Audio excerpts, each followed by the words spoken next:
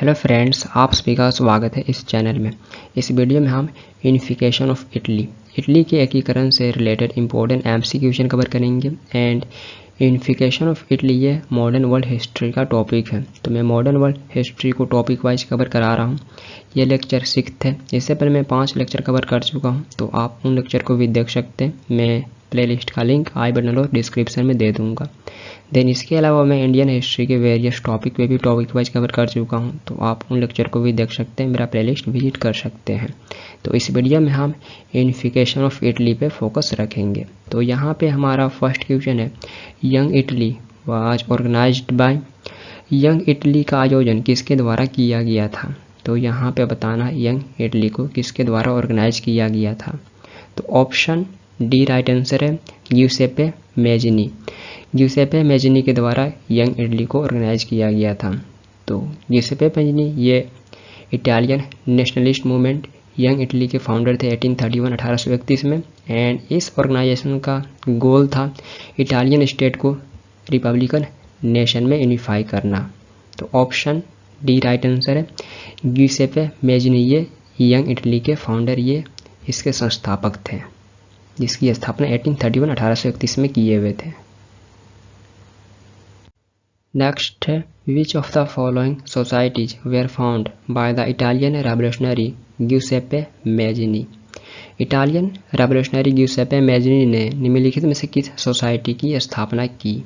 तो यहाँ पे बताना है, नीचे दिए गए कोड में से करेक्ट आंसर को सेलेक्ट करके इनके द्वारा कौन कौन सी सोसाइटी की स्थापना की गई थी। तो ऑप्शन सी राइट आंसर है, 2nd and 4। तो इनके द्वारा Young Italy and Young Europe, तो ये 2 सोसाइटी की स्थापना की गई थी, Young Italy and Young Europe. तो ऑप्शन सी राइट आंसर है, 2nd and 4। नेक्स्ट है, the famous Italian revolutionary Giuseppe Mazzini was born in 1807। Famous Italian revolutionary Giuseppe Mazzini का जन्म 1807 में कहाँ हुआ था? तो यहाँ पे बताना है, ग्यूसेपे मैजिनी का जन्म 1807 में कहाँ हुआ था। तो ऑप्शन डी राइट आंसर है, जेनेवा में हुआ था। तो जेनेवा ये इटालियन सिटी है, तो जेनेवा में ग्यूसेपे मैजिनी का जन्म हुआ था। और जेनेवा को क्रिस्टोफर कोलंबस का बर्थ प्लेस भी माना जाता है, जो अमेरिका को डिस्कवर किया था 1492 में। तो कोलंबस का भी बर्थ प्लेस जेनेवा ही माना जाता है, और जेनेवा में ही ग्यूसेपे मैजिनी का जन्म हुआ था, जो फेमस इटालियन रेवोल्यूशनरी थे। तो ऑप्शन डी राइट आंसर है, एंड ये क्वेश्चन पूछे गए हैं। एंड यहाँ पे मैं नेक्स्ट क्वेश्चन कवर करने से पहले बताना चाहता हूँ कि ये मॉडर्न वर्ल्ड हिस्ट्री का टॉपिक वाइज ई बुक है। ये आपको ई बुक स्टोर पर देखने को मिल जाएगा, तो आप इसे परचेस कर सकते हैं। मैं लिंक डिस्क्रिप्शन और कॉमेंट बॉक्स में दे दूँगा।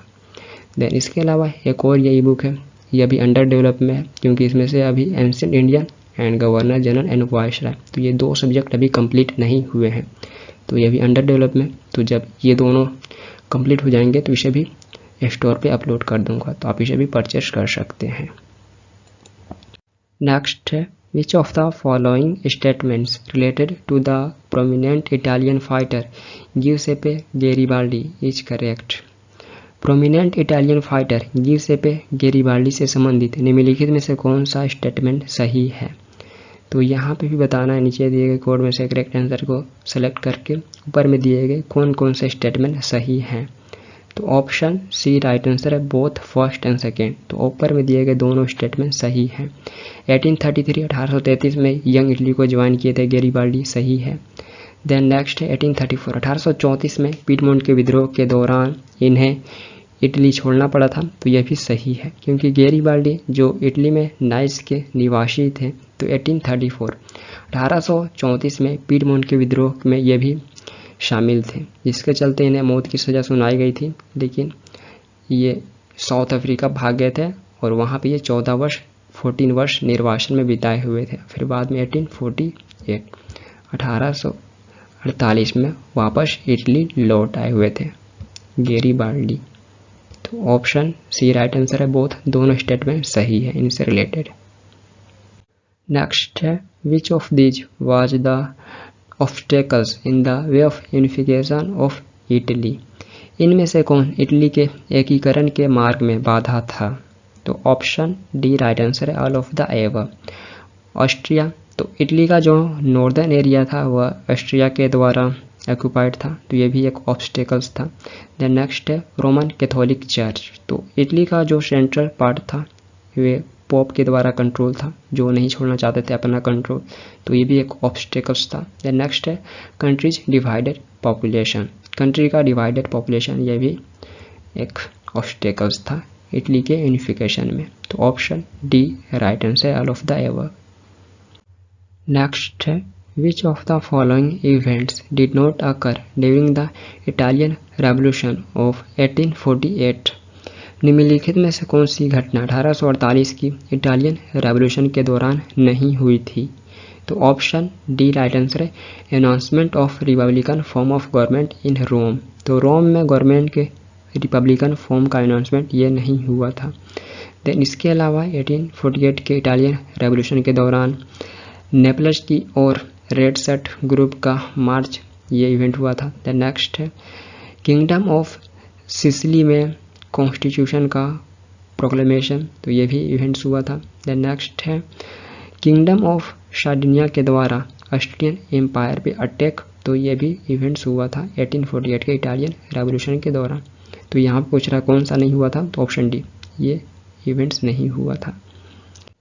नेक्स्ट है into how many states was Italy divided during the 19th century, 19वीं शताब्दी के दौरान इटली कितने राज्यों में डिवाइड था, तो ऑप्शन डी राइट आंसर है 7 राज्यों में डिवाइड था। तो 19th सेंचुरी के मिडिल में इटालियन पेनिनसुला 7 सेपरेट राज्यों में बटा हुआ था, जिसमें से केवल एक सार्डिनिया पीडमोंट पे एक इटालियन प्रिंसली हाउस के द्वारा रूल किया जा रहा था। देन इसके अलावा इटली के नॉर्थ पर ऑस्ट्रियन हैब्सबर्ग के द्वारा कंट्रोल था, इटली के सेंटर में पोप के द्वारा कंट्रोल था, एंड इटली के साउथ पर स्पेन के बोर्बन किंग्स के द्वारा कंट्रोल था। तो ये इंपॉर्टेंट पूछे जाते हैं, नॉर्थ पर किसका कंट्रोल था यूनिफिकेशन ऑफ इटली के दौरान, तो ऑस्ट्रियन हैब्सबर्ग का सेंटर पे पोप के द्वारा कंट्रोल था, एंड साउथ में स्पेन के बोर्बन किंग्स के द्वारा कंट्रोल था। और सार्डिनिया पीडमोंट ये एकमात्र इटली का स्टेट था जिसे एक इटालियन प्रिंसली हाउस के द्वारा रूल किया जा रहा था, तो ये भी एक इम्पोर्टेंट फैक्ट है। नेक्स्ट है during the mid 19th century Italy was divided into various kingdoms ruled by different dynasties and was part of various empires match the following regions with their rulers. तो यहाँ पे बताना है 19वीं सदी के मध्य में इटली विभिन्न राजवंशों द्वारा शासित विभिन्न राज्यों में विभाजित था और विभिन्न साम्राज्यों का हिस्सा था। तो निम्नलिखित क्षेत्रों को उनके शासकों से मैच करें, तो यहाँ पे मैच करना है रीजन को उनके रूलर के साथ में।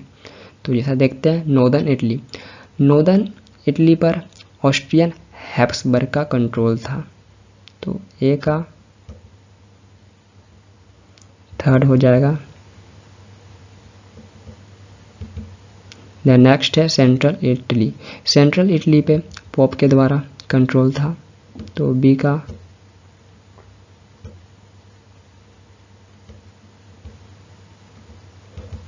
4 हो जाएगा।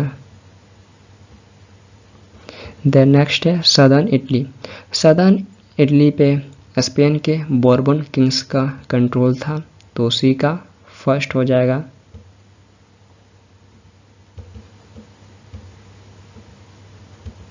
देन नेक्स्ट एंड लास्ट है सार्डिनिया पीडमोंट, तो सार्डिनिया पीडमोंट पे इटालियन प्रिंसली हाउस होल्ड का कंट्रोल था, तो डी का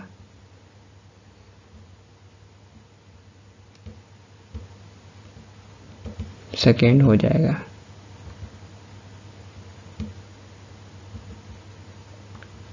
तो ए का 3, बी का 4, सी का 1 एंड डी का 2 ये हमें ऑप्शन 2nd में देखने को मिल रहा है, तो ऑप्शन 2nd राइट आंसर है। तो ये क्वेश्चन पूछे गए हैं एग्जाम में।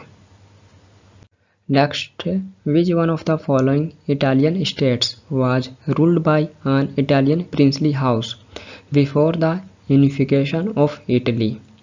इटली के एकीकरण से पहले निम्नलिखित में से किस इटालियन स्टेट पे एक इटालियन प्रिंसली स्टेट का शासन था, तो ऑप्शन डी राइट आंसर है सार्डिनिया पीडमोंट। सार्डिनिया पीडमोंट पे शासन था, तो ऑप्शन डी राइट आंसर है। नेक्स्ट है name the state which lead the process of Italian unification.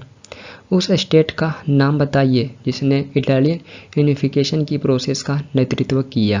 तो ऑप्शन डी राइट आंसर है सार्डिनिया पीडमोंट। सार्डिनिया पीडमोंट के द्वारा इटालियन यूनिफिकेशन के प्रोसेस को नेतृत्व किया गया था, तो ऑप्शन डी राइट आंसर है। नेक्स्ट है the prime minister of Sardinia who was responsible for the unification of Italy was. Sardinia के प्राइम मिनिस्टर जो इटली के यूनिफिकेशन के लिए रिस्पॉन्सिबल थे कौन थे? तो ऑप्शन सी राइट आंसर है काउंट केवोर। काउंट केवोर ये सार्डिनिया के प्राइम मिनिस्टर थे जो इटली के यूनिफिकेशन में एक इम्पोर्टेंट रोल प्ले किए हुए थे, तो ऑप्शन सी राइट आंसर है काउंट केवोर। नेक्स्ट है who led the movement to unify the regions of Italy. Italy के क्षेत्रों को एकीकृत करने के आंदोलन का नेतृत्व किसने किया था? तो ऑप्शन ए राइट आंसर है केवोर।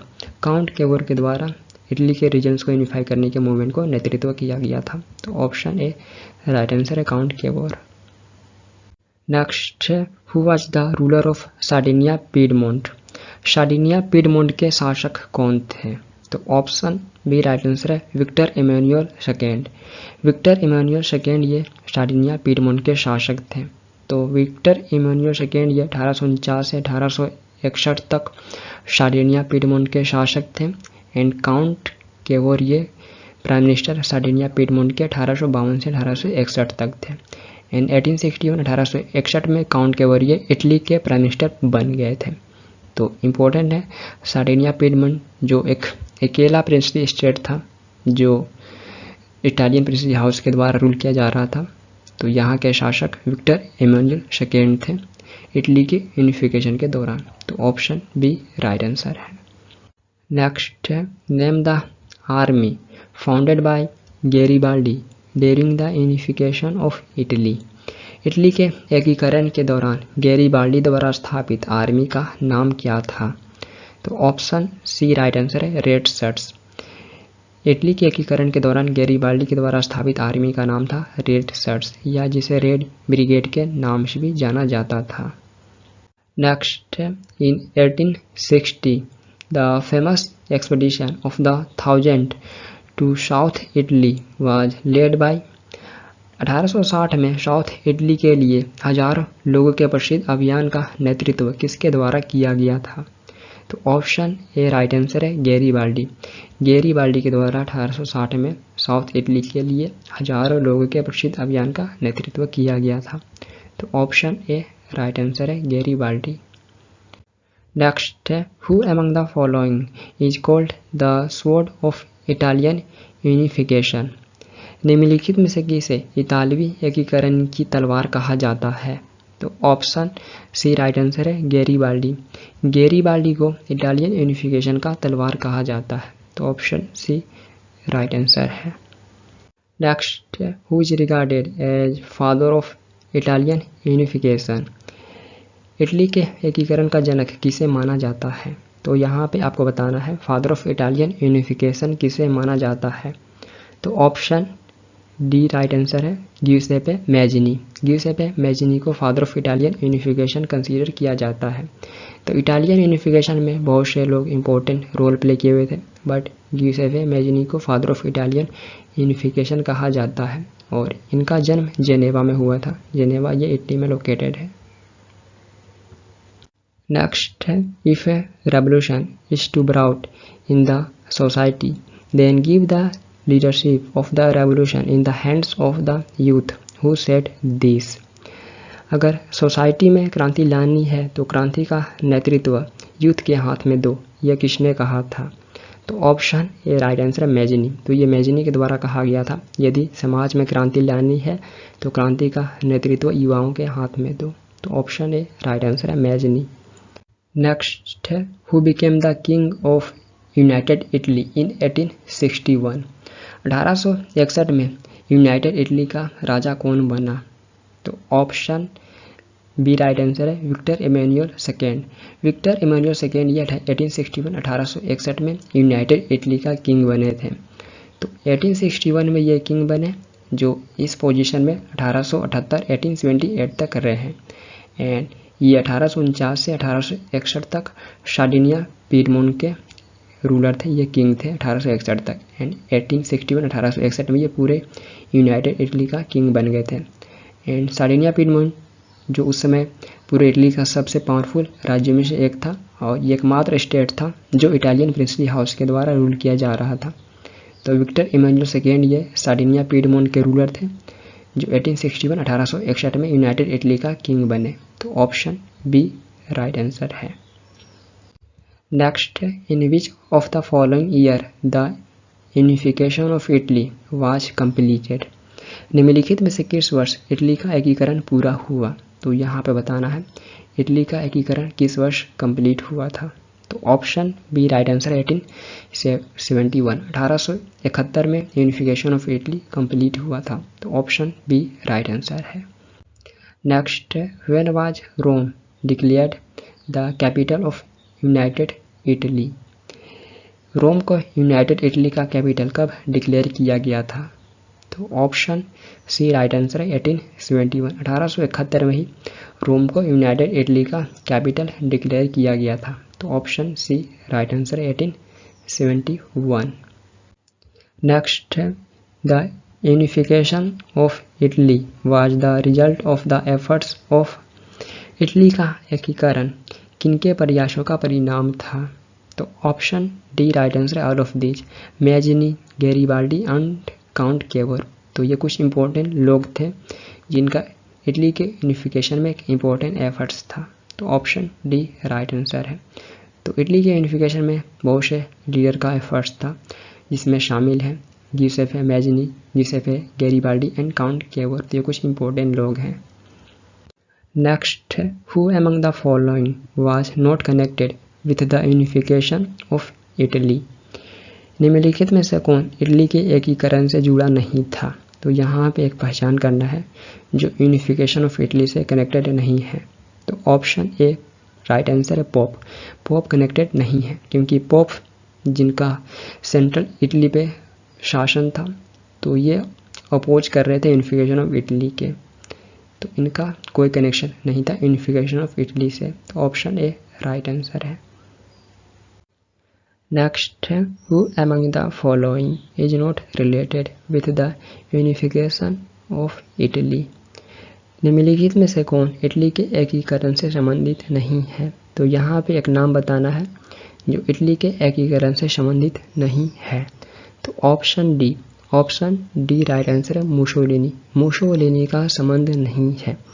तो मुसोलिनी के द्वारा इटली में फाशीवाद की शुरुआत किया गया था। वर्ल्ड वार फर्स्ट के बाद मुसोलिनी के द्वारा इटली में फाशीवाद की शुरुआत किया गया था, तो इसका संबंध नहीं है यूनिफिकेशन ऑफ इटली से। तो ऑप्शन डी राइट आंसर है। तो ये हमारा लास्ट क्वेश्चन था। तो उम्मीद है ये वीडियो आप सभी के लिए इम्पोर्टेंट रहा होगा। तो इम्पोर्टेंट रहा तो आप अपना फीडबैक दे सकते हैं। इस वीडियो को लाइक, कमेंट एंड शेयर कर सकते हैं एंड इस चैनल को भी सब्सक्राइब कर सकते हैं फॉर मोर वीडियोज। तो फिर मिलते हैं हम नेक्स्ट वीडियो के साथ। Thank you for watching this video. Thank you.